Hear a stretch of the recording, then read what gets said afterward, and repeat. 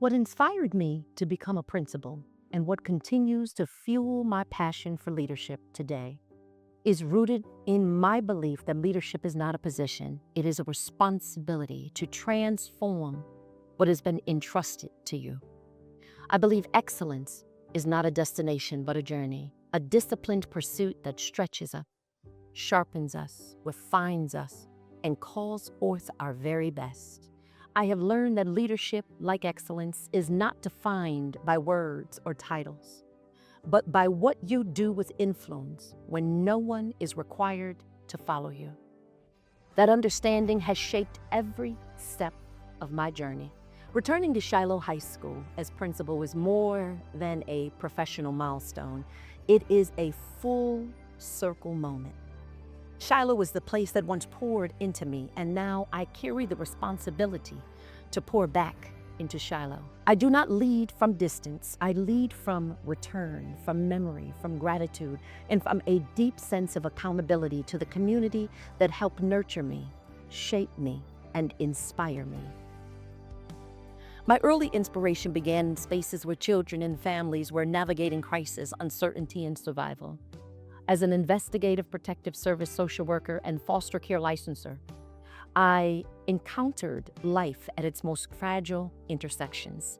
I once believed I was there to save others, but ultimately I realized that social work became the opportunity for me to begin healing myself, the little girl within me who desperately needed it. As a foster care licensor, I was charged with finding loving homes for children in need. During that time, I doubled the number of African American foster homes in my region, expanding access and representation for children who needed to see themselves reflected in the families who cared for them. I also made the decision to license one of the first foster homes that was supported by a same-gender couple in my region.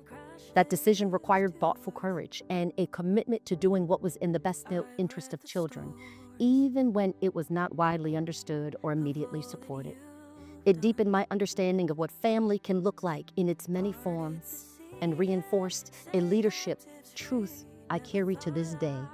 Doing what is right is not always easy or comfortable, but it is always rooted in the needs of those we serve. After 10 years in social work, I transitioned into education and I entered the classroom with a desire to inspire, but quickly realized that many students were navigating disenchantment, disconnection, and unmet needs. I understood then that while we cannot control the realities students bring with them, we can design environments that can restore, that can empower and equip children. I taught beyond content. I embedded life skills, conflict resolution, resilience, and collaboration because I believe education must develop the whole child. That belief has stayed with me. Leadership is not about standing in front, it is about building alongside. Becoming a principal was never about position, but about stepping into spaces where I could have the greatest impact of service for children, the children that we serve.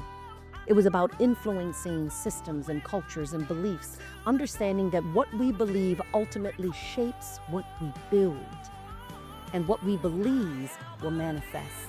What fuels me now is witnessing what happens when belief is activated, when people begin to see themselves differently, because someone took the time to see them first, to cultivate them, to pour into them, and to build them, just as so many have done for me.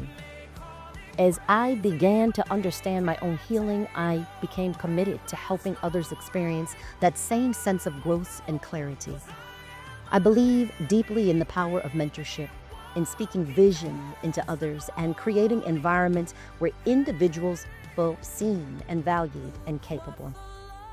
That belief shows up in how I lead every day.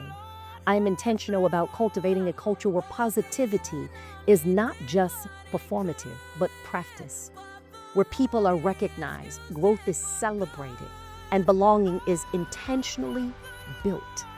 Because when people feel valued, they rise, and when they are believed in, they begin to believe in themselves and others.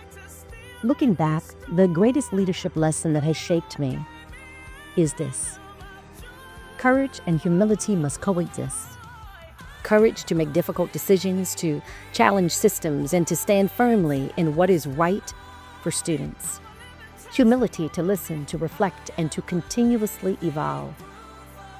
I've learned that leadership is not about control. It is about cultivation. It is about developing people, not just managing outcomes.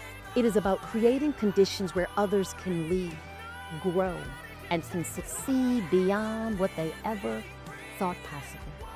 Because at its core, leadership is human work. It is about relationships. It is about restoration. It is about responsibility. And it is about recognizing that the true measure of leadership is not what you build for yourself, but what you build in and for others.